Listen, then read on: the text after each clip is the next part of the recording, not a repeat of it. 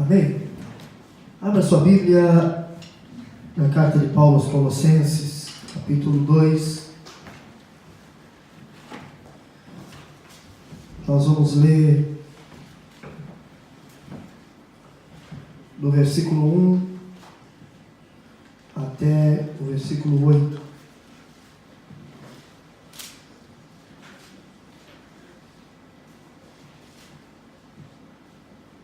Carta de Paulo aos Colossenses, capítulo 2. Nós vamos ler do versículo 1 até o versículo de número 8. Nos diz assim: Gostaria, pois, que soubesseis quão grande luta venho mantendo por vós, pelos laodicenses, e por quantos não me viram face a face, para que o coração deles seja confortado e vinculado juntamente em amor,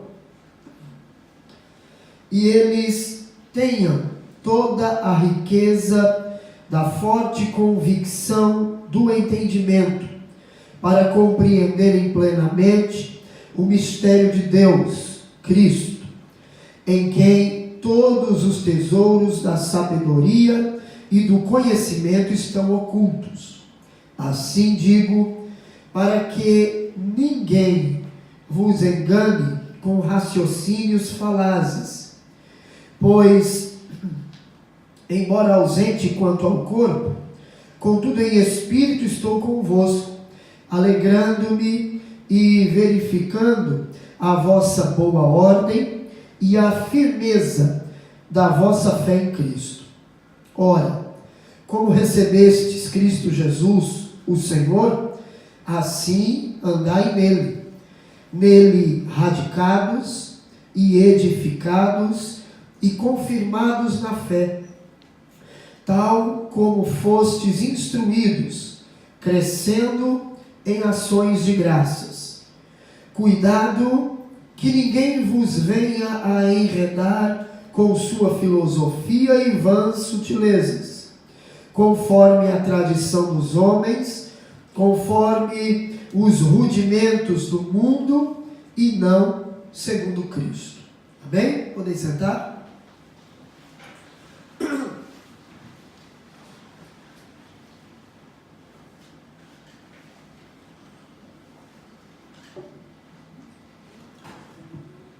Queridos, a igreja vive num campo minado, um campo minado pelo inimigo. Embora nós estejamos caminhando rumo à glória, essa estrada não é uma estrada reta, não é uma estrada espaçosa, muito menos confortável.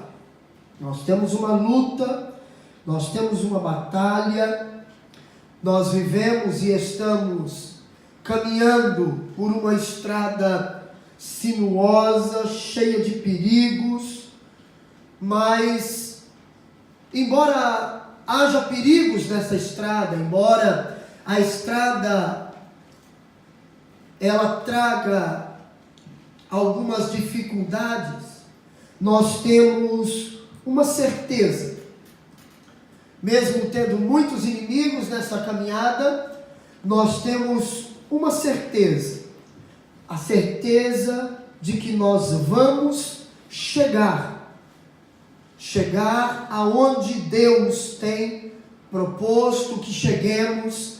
Nós vamos alcançar o nosso alvo. E por que temos essa certeza?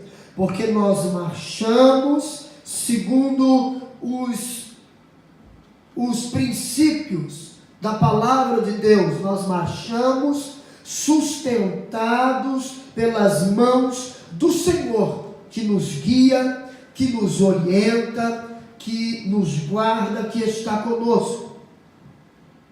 Nós temos essa certeza, a certeza de que nós vamos chegar, a certeza de que nós vamos alcançar o alvo, o nosso objetivo. Nós vamos chegar lá. Nós vamos chegar lá. Temos esta certeza e esta convicção, porque o Senhor cuida das nossas vidas. Nós lemos e estamos diante de um texto que o apóstolo Paulo fala algumas recomendações à igreja. Hoje nós vamos começar a falar sobre uma igreja ameaçada pelas heresias. Porém, antes de começarmos a falar sobre as heresias que ameaçavam naqueles dias solapar a fé dos nossos irmãos, dos crentes em Colossos, nós precisamos observar uma coisa. Esta igreja, ela possuía qualidades características de uma igreja verdadeira. Não era uma igreja qualquer. Paulo faz alguns elogios a esta igreja. Paulo observa algumas características nesta igreja. E nós vamos observar cada uma delas. Nós destacamos aqui do versículo 4 até o versículo 7, cinco qualidades, características de uma igreja verdadeira. Mostra o perfil de uma igreja verdadeira. Vamos ler o versículo de número 5. Versículo de número 5. Nos diz assim: pois, embora ausente quanto ao corpo, contudo, em espírito estou convosco, alegrando-me e verificando a vossa boa ordem e a firmeza da vossa fé em Cristo. A primeira característica que nós observamos é que uma igreja verdadeira demonstra uma vida disciplinada. Veja que Paulo, ele faz questão de observar, nesse versículo 5, duas coisas. Ele observa a boa ordem e a firmeza da igreja. Era uma igreja ordenada e era uma igreja firme. E quando nós observamos estes vocábulos, ordem e firmeza, nós percebemos que eles fazem parte de um vocabulário militar. A palavra ordem vem do grego taxis, que significa o quê? Significa fileiras ordenadas de um exército, ou disposição ordenada. E esse vocábulo, essa expressão que Paulo usa para falar e fala da ordem, essa ordem indica uma organização hierárquica de um exército. Uma igreja que estava com cada soldado no seu devido posto. Ordem. Cada um no seu devido lugar.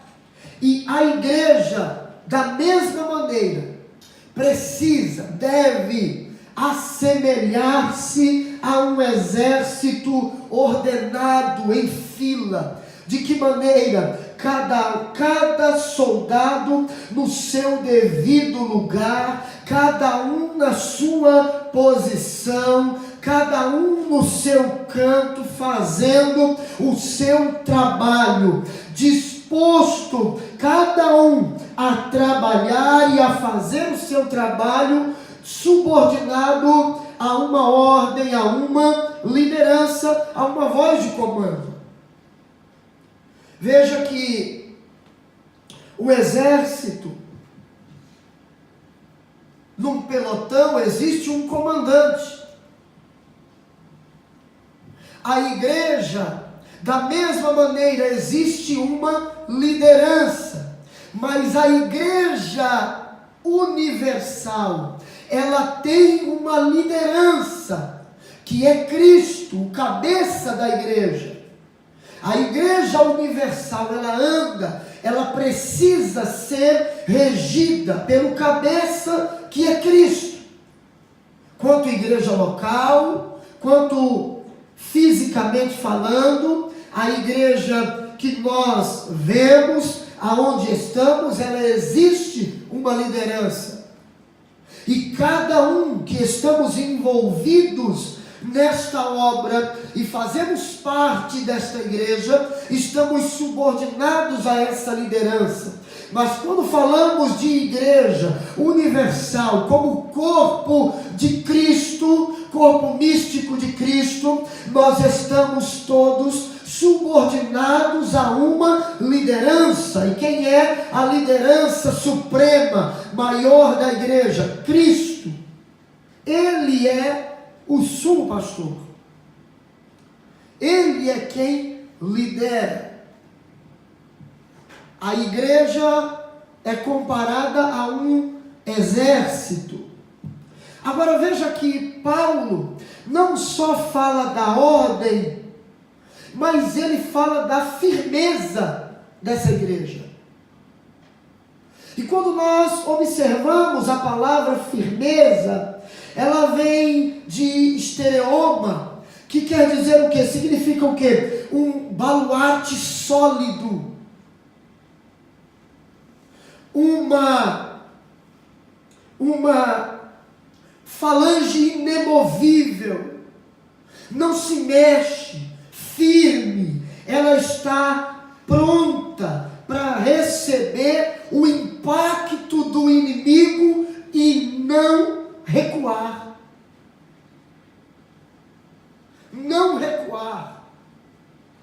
Essa firmeza da igreja, a ordem e a firmeza, é comparada a um exército num campo de batalha, que não recua, mesmo que o momento, o período da batalha seja duro, seja difícil, ele está ordenado, as fileiras de batalha estão em ordem, cada soldado no seu posto, batalhando, guerreando e firme, sem pensar em recuar, sem pensar em voltar atrás. Agora veja uma coisa, porque quando eu falo sobre a firmeza e vida disciplinada, eu me lembro da segunda carta que Paulo escreve a Timóteo. Segunda carta de Paulo a Timóteo, capítulo de número 2, e os versículos 4 e 5, Paulo, ele nos diz assim: nenhum soldado em serviço se envolve com negócios desta vida, porque o seu objetivo é satisfazer aquele que o arregimentou. Igualmente, o atleta não é coroado se não lutar segundo as normas. Ou seja, tem uma maneira correta, tem uma regra. Paulo, quando fala sobre o soldado, ele diz que nenhum soldado que está fazendo parte do exército, que está na guerra, que está na batalha, ele se embaraça com negócios desta vida. Porque qual é o propósito dele? É agradar aquele que o chamou, agradar aquele que o arregimentou, agradar aquele que o chamou para fazer parte desse exército e guerrear. E aí ele usa a simbologia do atleta. ele diz que ele não é coroado, ou seja, ele não recebe o seu prêmio, se não lutar legitimamente, se não lutar segundo as normas. Agora, para isso, precisa do quê? Disciplina. Uma vida de ordem, uma vida firme, mas acima de tudo, para alcançarmos esta ordem e esta firmeza, precisamos viver uma vida disciplinada. Por exemplo, você propõe no seu coração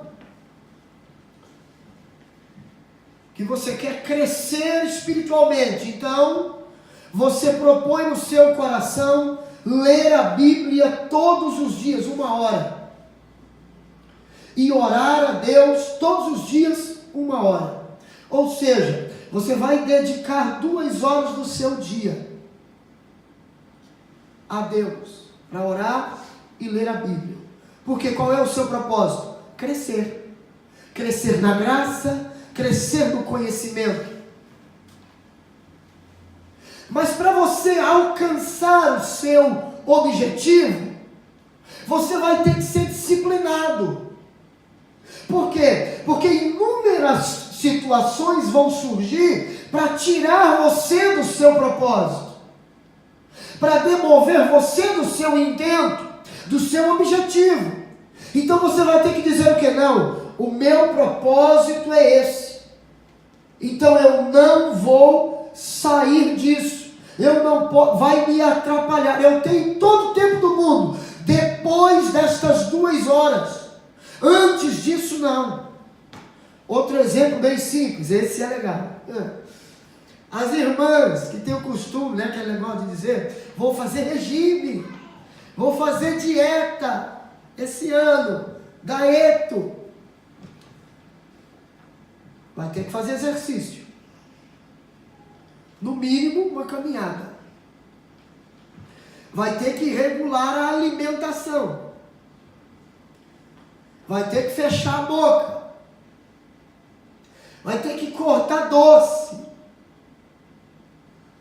Existe uma porção de coisas que precisa fazer para alcançar esse objetivo. Agora, é fácil? Não, não é fácil.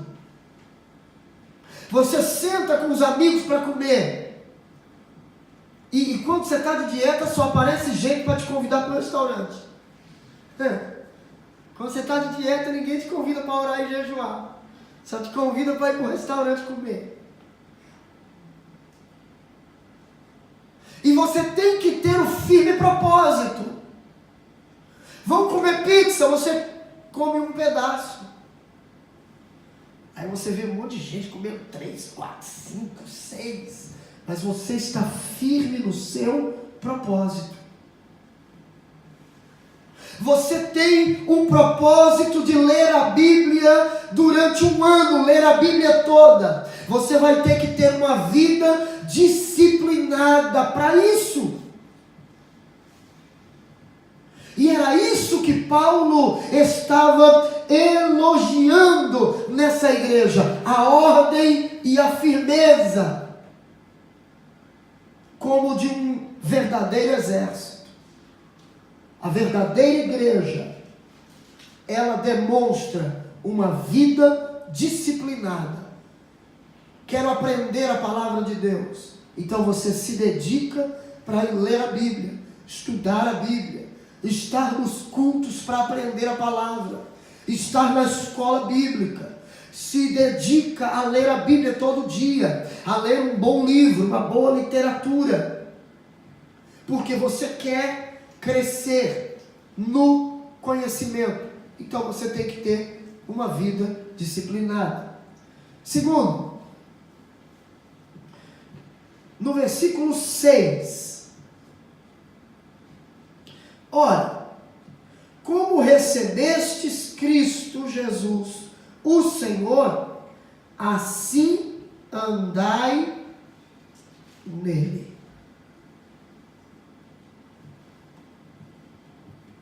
assim andai nele. Uma igreja verdadeira dispõe a seguir os passos de Jesus. Paulo está dizendo o quê? Para andarmos nele, para andarmos em Cristo, para andarmos com o Senhor. Agora, eu mudei aqui, eu troquei aqui, irmãos. Uma igreja verdadeira manifesta um firme compromisso com o senhorio de Cristo, primeiro. Andar nele vem depois. O senhorio de Cristo. Porque veja bem, olha o versículo 6. Ora, como recebestes Cristo Jesus, o Senhor, assim andai nele. Veja que primeiro Paulo diz, como recebestes Cristo Jesus, o Senhor.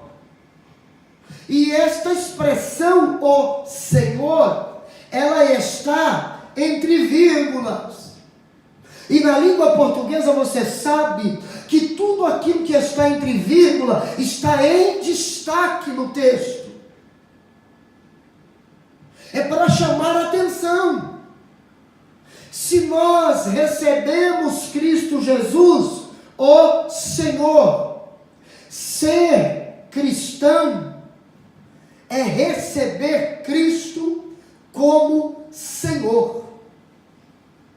Tem muita gente hoje que quer receber Jesus como Salvador, mas não quer receber Cristo como Senhor de sua vida. E deixa eu dizer, é impossível disso acontecer. Nós precisamos entender que a vida cristã começa com a submissão ao senhorio de Cristo. É o que Paulo está dizendo a esta igreja. Como recebestes Cristo Jesus, o Senhor, assim andai nele. Irmãos, quando nós olhamos o Novo Testamento, Jesus é apresentado no Novo Testamento 22 vezes como o Salvador. No Novo Testamento, Jesus é apresentado 22 vezes como o Salvador. Mas ele é apresentado 650 vezes como o Senhor. Isso nos faz entender o quê? Que a ênfase do Novo Testamento, a grande ênfase do Novo Testamento é o quê? Está no senhorio de Cristo, porque não tem como Ele ser o meu Salvador sem Ele ser o meu Senhor. Para eu tê-lo como meu Salvador, eu preciso tê-lo como meu Senhor. E se Ele é o meu Senhor, Ele dirige a minha vida. Se Ele é o meu Senhor, eu não tenho mais governo sobre a minha vida. O governo, a liderança, a direção da minha vida está nas mãos de Cristo, que é o meu e o seu Senhor. Se nós não entendermos isso, nós não vamos alcançar a salvação. Nós precisamos entender que a partir do momento que nós entregamos a nossa vida aos cuidados do Senhor, Ele passa a exercer senhorio sobre a nossa vida. Não somos mais nós que governamos. Eu não posso mais ser guiado pelas minhas vontades. Aí vem uma grande questão e uma grande discussão teológica.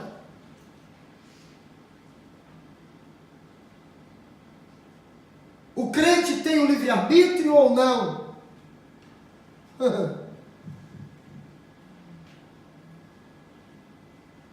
acreditemos ou não, quando eu entendo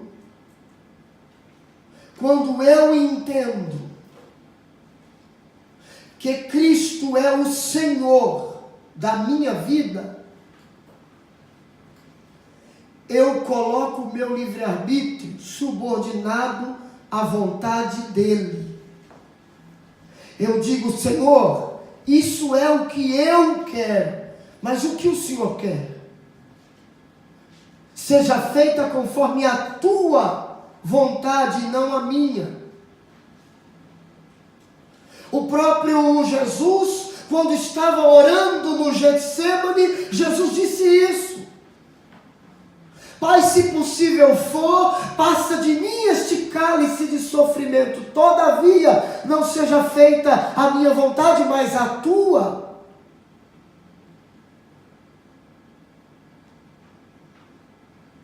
Quando eu entendo que Ele exerce senhorio sobre a minha vida, então eu preciso buscar de Deus, adequar os meus desejos à vontade soberana do Senhor, porque Ele é o Senhor da nossa vida. Ainda no versículo 6, agora a outra parte do versículo. Ora, como recebestes Cristo Jesus, o Senhor, assim andai nele. Que é a terceira característica de uma igreja verdadeira. Ela dispõe a seguir os passos de Jesus. Ser cristão é andar nos passos de Jesus. Ser cristão é andar como Jesus andou. E como foi que Jesus andou? A Bíblia nos mostra. Primeira Epístola de João.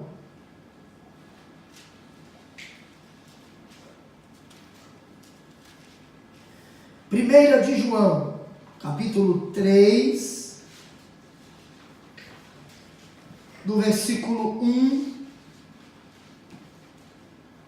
até o versículo 6. Olha o que diz aí: vede que grande amor nos tem concedido o Pai, a ponto de sermos chamados filhos de Deus. E de fato somos filhos de Deus. Por essa razão, o mundo não nos conhece, porquanto não o conheceu a Ele mesmo. Amados, agora somos filhos de Deus, e ainda não se manifestou o que haveremos de ser. Sabemos que quando Ele se manifestar, seremos semelhantes a Ele, porque haveremos de vê-lo como Ele é. E a si mesmo se purifica todo aquele que tem, todo o que nele tem esta esperança, assim como Ele é puro. Todo aquele que pratica o pecado também transgride a lei, porque o pecado é a transgressão da lei. Sabeis também que Ele se manifestou para tirar os pecados, e nele não existe pecado. Todo aquele que permanece nele não vive pecando. Todo aquele que vive pecando não o viu, nem o conheceu. Veja que a Bíblia é clara ao dizer que o cristão autêntico, o cristão verdadeiro, não vive na prática do pecado. Não quer dizer que não podemos pecar, que não podemos no momento da nossa vida tropeçar. Podemos, mas a questão é que o verdadeiro crente, ele não consegue permanecer no pecado. Ele se arrepende, ele volta atrás, ele pede perdão, se humilha diante do Senhor e busca mudar de vida. Por quê? Porque ele conheceu ao Senhor. João escreve e diz que aquele que vive na prática do pecado não o viu e nem o conheceu. Então, uma igreja verdadeira dispõe a seguir os passos de Jesus. E ser cristão é andar nos passos de Jesus e andar como ele andou. O falso crente pode até enganar, mas ele engana só por um tempo.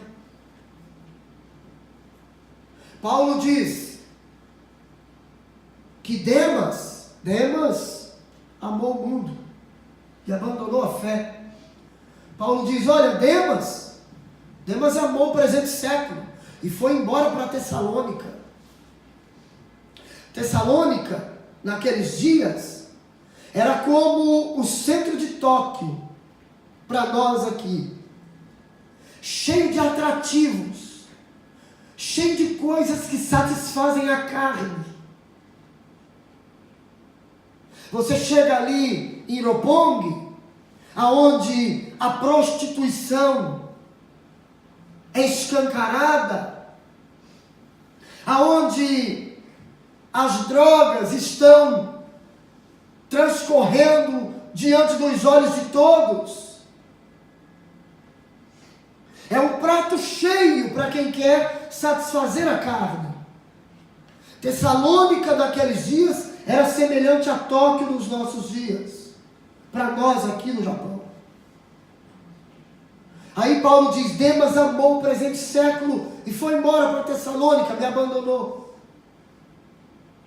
Judas traiu o Senhor, traiu o mestre. Ananias e Safira mentiram para o Espírito Santo de Deus. Não adianta. O crente camuflado, aquele indivíduo que está disfarçado de ovelha no meio das outras ovelhas, mas ele é um lobo, ele fica por um tempo. Não adianta, ninguém consegue permanecer no engano, no meio de uma igreja que prega a verdade, no meio de uma igreja que ora, no meio de uma igreja que busca. Pode enganar por um tempo, mas chega uma hora que não dá mais para enganar. A Bíblia nos diz que aqueles que agem de engano não permanecem na congregação dos justos. Não permanece. Quem age de engano, age só por um tempo, só por um período, só por um momento. Uma hora a verdadeira face aparece. E aí a pessoa tem duas opções: ou muda, que hoje é assim, ou muda de vida ou muda de igreja. Então para alguns é mais fácil mudar de igreja do que mudar de vida. Para outros já vai logo para o mundo. Mas não tem a humildade de reconhecer o pecado, de suplicar o perdão e a graça de Deus, se humilhar diante dele e recomeçar a caminhada. Jesus não bota ninguém para fora. Ele disse que aqueles que o Pai lhe der, de maneira alguma ele vai lançar fora. Aqueles que vierem a ele, de maneira alguma ele vai lançar fora. O que ele quer é que você e eu tenhamos uma consciência, façamos uma análise da nossa vida. E se estamos errados, nos convertamos, busquemos a sua presença, supliquemos o seu favor, a sua misericórdia, a sua graça e mudemos de vida. O desejo do Senhor é que a gente vá para o céu, estar no céu com Ele. Quarta característica. Uma igreja verdadeira, ela evidencia uma inabalável firmeza em Cristo. Olha o versículo 7.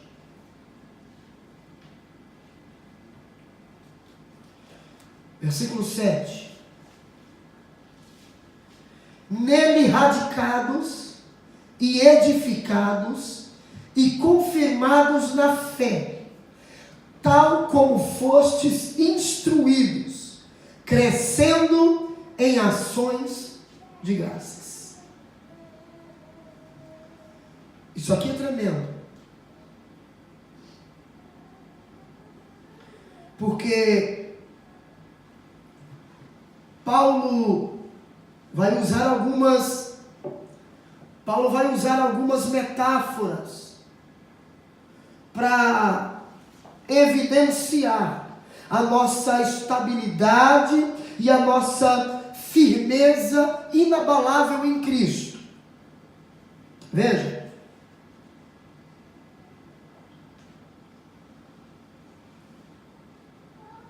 Porque a primeira figura que Paulo usa é a figura da agricultura. Nele radicados. A expressão nele radicados sugere o quê? Que o cristão tem estabilidade, a estabilidade de uma árvore frondosa, cujas raízes elas estão bem firmadas, bem plantadas, bem fundamentadas em Cristo. Nele radicados, Paulo diz. Paulo fala de raiz. Radical na Bíblia fala de crente que tem raiz, crente que tem firmeza. Então ele usa essa expressão radicados, nele radicados, para nos dar a ideia de que o cristão tem a estabilidade de uma árvore frondosa, cujas raízes estão plantadas firmemente em Cristo. E o crente que é assim, o Salmo 1 diz que ele dá seu fruto na estação própria, as folhas não caem, o vento pode bater, ele está firme, pode dobrar, mas não quebra, enverga, mas não quebra. Por quê? Porque a raiz é profunda, não consegue arrancar ele. Ele tem firmeza. É diferente da palha.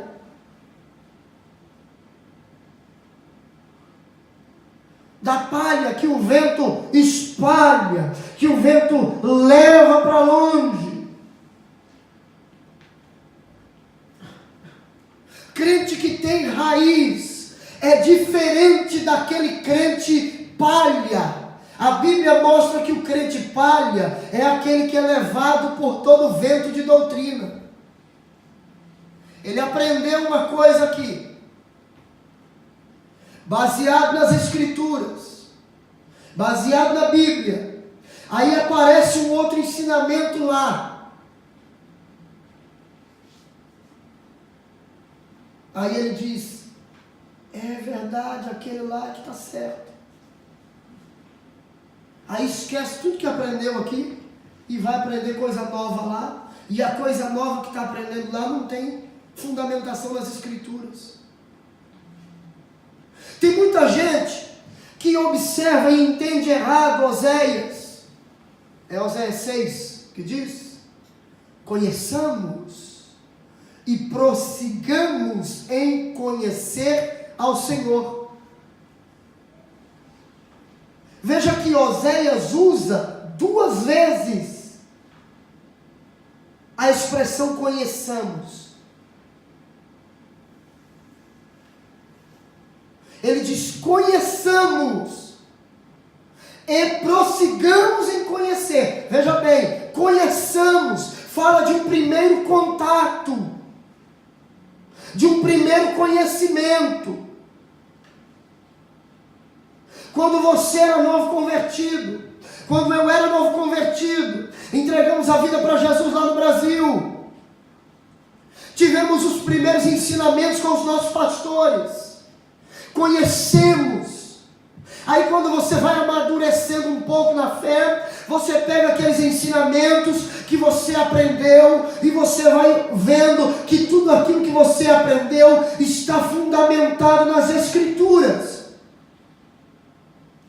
Então você está firme. Só que o texto continua: conheçamos e prossigamos em conhecer. Isso mostra o quê? Que o conhecimento é uma ação contínua. Não para no primeiro estágio. Me faz entender o quê? Que a vida cristã é uma vida de aprendizado contínuo. Porém, eu jamais devo me esquecer do que eu aprendi lá atrás. Seu pastor lá atrás te ensinou a orar, te ensinou a ler a Bíblia, te ensinou a jejuar, te ensinou os primeiros rudimentos da fé. Você cresceu fundamentado nesses primeiros ensinamentos. Agora você está tendo um ensinamento novo. O ensinamento novo precisa ser fundamentado nas Escrituras. E quando ele é fundamentado nas Escrituras, igual ao primeiro ensinamento que você teve lá atrás, então você une esse ensinamento, é acrescentado ao que você já teve. Você não vai abandonar o que você aprendeu, você vai aperfeiçoar. É igual uma criança quando está aprendendo a falar. As primeiras palavras são aperfeiçoadas.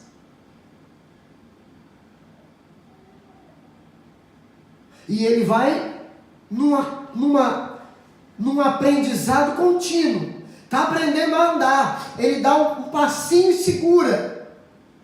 Mas quando ele começa a ter uma firmeza e ele começa a ter confiança, então ele vai dando um passo, dá outro, e daqui a pouco ele está andando cada vez com mais firmeza. Daqui a pouco quer correr. É a criança. Assim somos nós quando estamos aprendendo a Bíblia, no que diz respeito a conhecer. E quanto mais eu conheço, mais firmado em Cristo eu vou ficando. Quanto mais experiências com Deus eu vou tendo, mais firme em Cristo eu vou ficando. É a primeira figura que Paulo usa, é a figura da agricultura. Segunda figura que Paulo usa é a figura da arquitetura. Porque Paulo diz, veja, ainda no versículo 7, nele radicados e edificados. A expressão nele edificados revela o quê? Que nós somos como um edifício cujo fundamento é Cristo. O alicerce desse edifício é Cristo. Somos comparados a uma casa edificada sobre uma rocha. A rocha é Cristo, o Filho do Deus vivo. Lembra Mateus 16, 18? Quando Pedro fala isso, tu és o Cristo, o Filho do Deus vivo. Aí Jesus diz para ele: bem-aventurado és tu, Simão Barjonas, porque não foi carne nem sangue que te revelou, mas meu Pai que está no céu. Por isso eu digo que tu és Pedro, e sobre esta pedra edificarei a minha igreja. Jesus está dizendo que ele iria edificar a igreja seria edificada sobre quem? Sobre o Cristo, o Filho do Deus vivo. Não era sobre Pedro, mas sobre a declaração de Pedro: tu és o Cristo, o Filho do Deus vivo. Pois é, sobre esta pedra, porque Pedro é um pequeno fragmento de rocha, no grego, e pedra é uma grande rocha ou um rochedo. E Jesus diz: sobre esta pedra edificarei a minha igreja, e as portas do inferno não prevalecerão contra ela. Está entendendo? Nós somos um edifício. A chuva pode cair no nosso telhado, os ventos podem bater, podem fuzilar as nossas paredes. Nós estamos firmes, nós estamos firmados, nós estamos fundamentados na rocha que é Cristo. Aleluia, aleluia. Ele é a pedra sobre a qual a igreja está edificada. Ele é o fundamento. 1 Coríntios, capítulo 3. Vamos lá. 1 Coríntios, capítulo 3. E o versículo de número 11. Nos diz assim: porque ninguém pode lançar outro fundamento além do que foi posto, o qual é Jesus Cristo. O fundamento é Cristo. Ele é a pedra de esquina, sobre qual todo o edifício da igreja se apoia. Efésios, capítulo 2.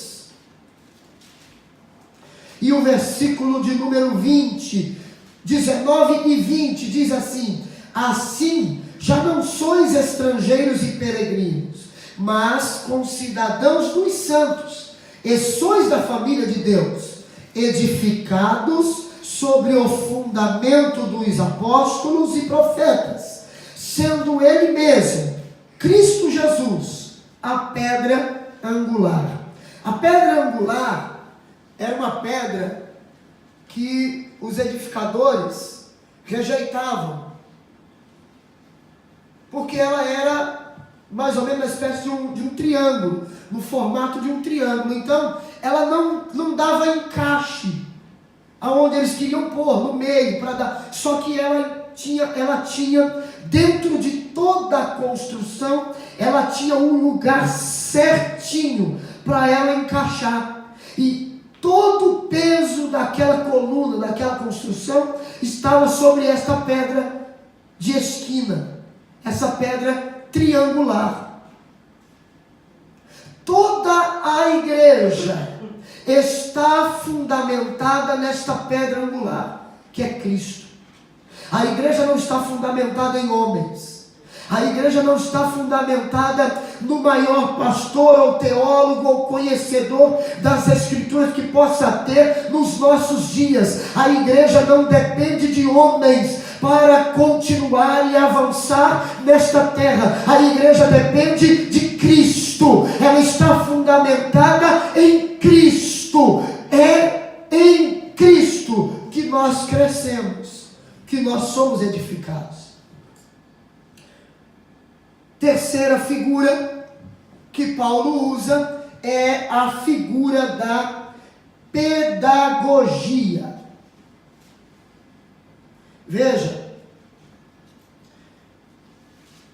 ainda aí, nesse versículo de número 7, Paulo vai dizer assim: nele radicados e edificados e confirmados na fé, tal como fostes instruídos, crescendo em ações de graças.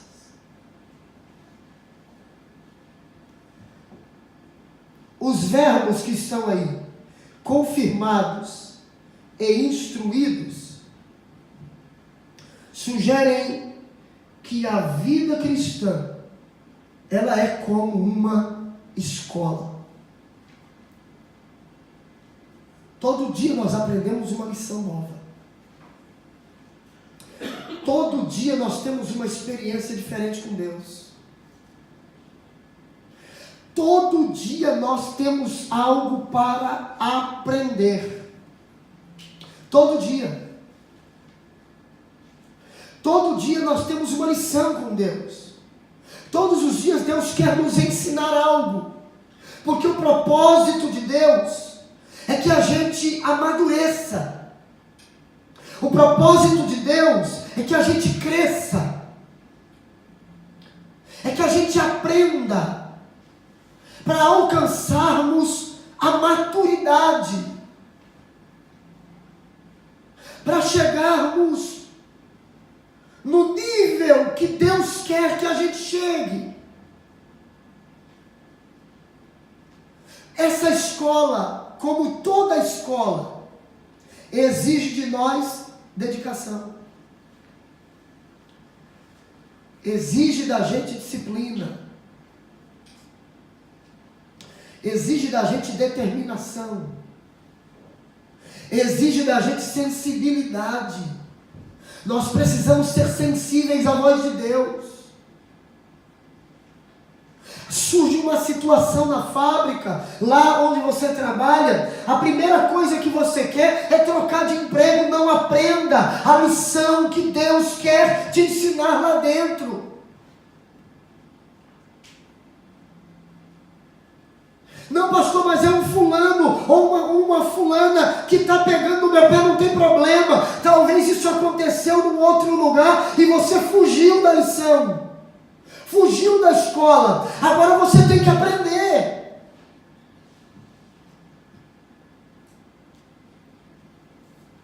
Deus quer que a gente cresça.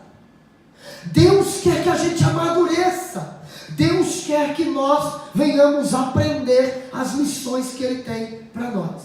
Para concluirmos, a quinta característica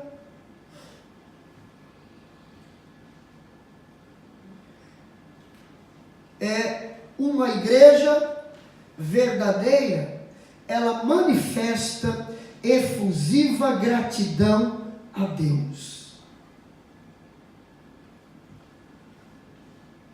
Ainda no versículo 7, Paulo diz: crescendo em ações de graças. Veja que Paulo não ora para os crentes de Colossos, para os colossenses, eles começarem a dar graças. Mas Paulo pede que eles continuem crescendo. Paulo pede que eles cresçam em ações de graça. E quando nós olhamos essa expressão desse versículo 7, Paulo querendo que eles cresçam, pedindo que eles cresçam, Paulo está querendo que eles transbordem em gratidão, como um oceano. Porque eles estão em Cristo. E quem está em Cristo precisa crescer. Paulo quer que eles, que esse oceano da gratidão na vida deles possa alargar as suas fronteiras, possa transbordar. Porque é isso que acontece conosco, quando o Senhor nos enche, quando o Espírito Santo de Deus tomar conta da nossa vida.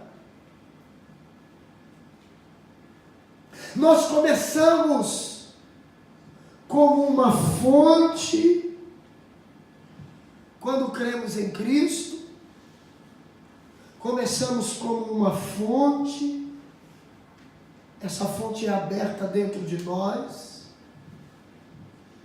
mas depois essa fonte se transforma em um rio caudaloso, em um rio em tempo de cheia. Pastor, como é isso? Veja, o Evangelho segundo o relato de João, capítulo 4, o encontro de Jesus com a mulher samaritana, que foi o tema aí das irmãs, do culto do final de semana, de uma palavra muito bem exposta pelo presbítero João Paulo. Veja o que diz a Bíblia, capítulo 4, versículo 10 até o 14. Replicou-lhe Jesus: se conheceras o dom de Deus, e quem é o que te pede, dá-me de beber, tu lhe pedirias, e ele te daria água viva. Respondeu-lhe ela: Senhor, tu não tens com que tirar, e o poço é fundo. Onde, pois, tens a água viva? És tu, porventura, maior do que Jacó, o nosso pai, que nos deu o poço, do qual ele mesmo bebeu, e bem assim seus filhos e seu gado? Afirmou-lhe Jesus: quem beber desta água, tornará a ter sede.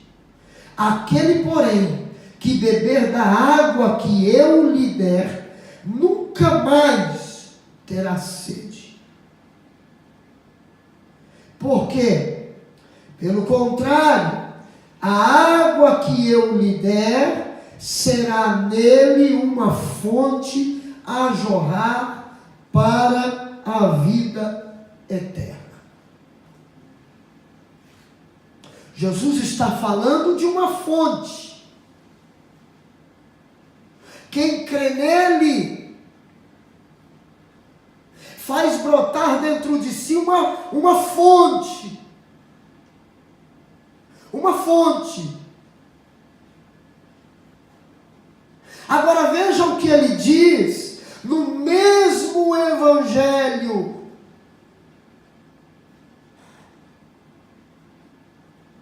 No mesmo Evangelho de João, só que lá no capítulo 7, no versículo 37 até o versículo 39, no último dia, o grande dia da festa, levantou-se Jesus e exclamou: se alguém tem sede, venha a mim e beba.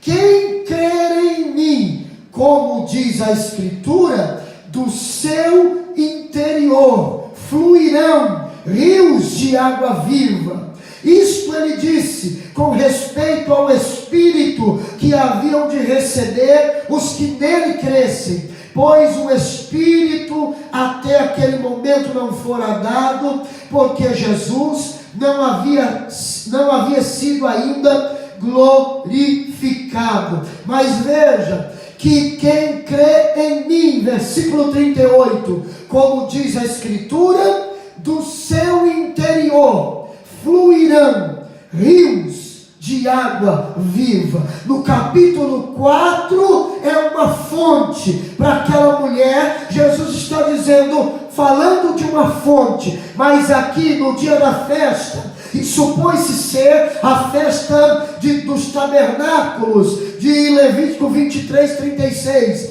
seja essa festa que estava acontecendo aqui. Mas nesta festa, Jesus se coloca de pé, no último dia da festa, para dizer: quem tem sede, venha a mim e beba, e quem beber desta água, quem crê nele, aí ele diz, como diz a Escritura, rios de água viva fluirão do seu interior. Veja que é de dentro para fora fora. Por quê? Porque este rio pega as águas deste rio, como em Ezequiel 47, ela sai do trono de Deus, e este rio, esta água, ela tem por finalidade o que? Gerar vida. Jesus está dizendo o que? Quem crê nele, como diz a Escritura, vai ter vida, vai jorrar vida, porque dentro dele vai ter um rio jorrando para a vida eterna. Aleluia, glória a Deus.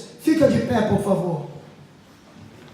Uma igreja verdadeira manifesta efusiva gratidão a Deus. O cristão não é alguém que se enche de murmuração, de queixumes e de lamentos, não, mas é alguém que cresce todo dia em ações de graça. A Bíblia nos ensina a darmos graça a Deus em todo tempo, em todo momento, a agradecer ao Senhor. Na dor, agradeça. Na luta, agradeça. Na ventania, agradeça. Na tormenta, agradeça. Mas no momento de bonança, e quando a vitória chegar, continue agradecendo ao Senhor nosso Deus. Amém.